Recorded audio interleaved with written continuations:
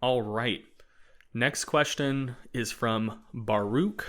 Um, Addressing this to Dr. Trexler, he notes that Greg can chime in as well, but looking at the topic of the question, I am not going to chime in as well. The question is, what is your opinion on mini cuts during an extended gaining phase? How long should a mini cut be? How aggressive should they be? And what should training be like in a mini cut? Yeah, it's a good question. Now, I've never been particularly fond of mini cuts, but that doesn't mean that I don't think they're okay. So, what I mean by that is there are some reasons to do mini cuts, but I've never been of the opinion that you should like plan out a weight gaining phase and be like, okay, I'm going to, bulk for 12 weeks and then have a planned mini cut for 4. Because I'd say, well, why don't you just take a slower rate of weight gain for those 16 weeks instead of, taking some very ambitious steps forward and then taking time to take steps backward. If the goal here is to put on some lean tissue, I think we should spend that time in a surplus. So there are reasons though why during a weight gaining phase you might take a minute to reassess and say, hey, it's time for a mini cut. So, if you get to a point when you're gaining weight and you become unhappy with how you look and you're like, you know what, I'd feel a lot better if I continued this weight gain phase, but from a leaner spot, which is a totally justifiable perspective to have. Or you could be unhappy with how you feel. You might like have one of those days where you like walk up a staircase and you're like,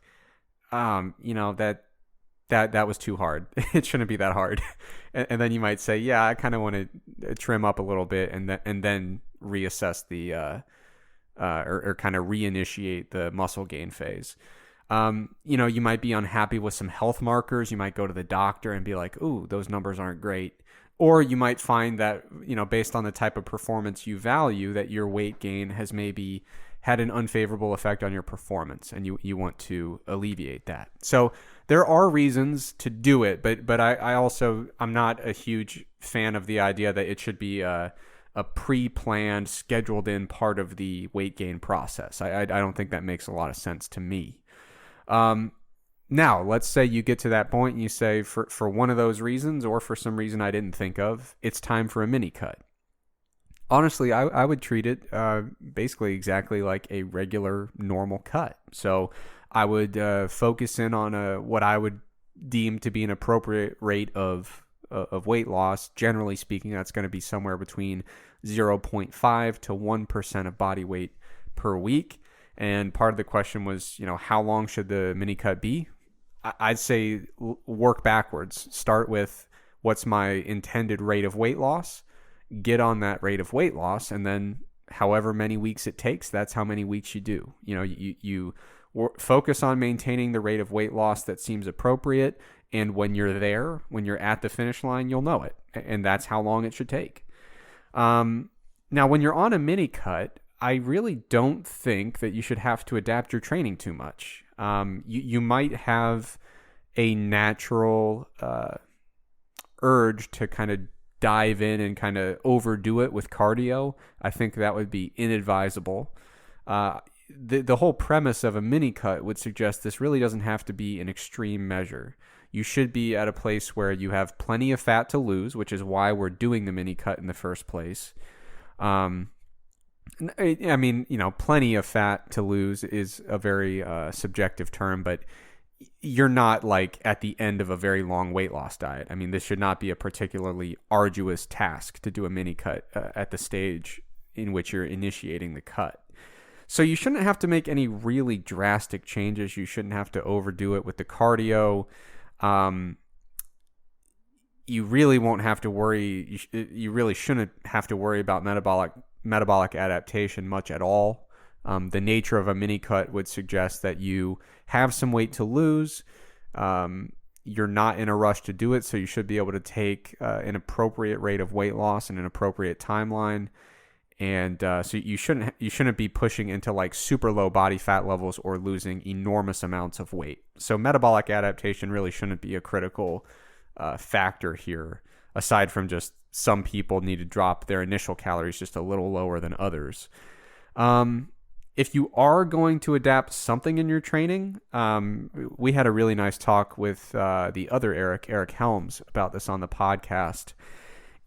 Generally speaking, when you're cutting and you need to adapt your training, the easiest things to cut, the most advisable things to cut would be some of that just annoying accessory volume that deep down in your heart, it's not really bringing that much to the table.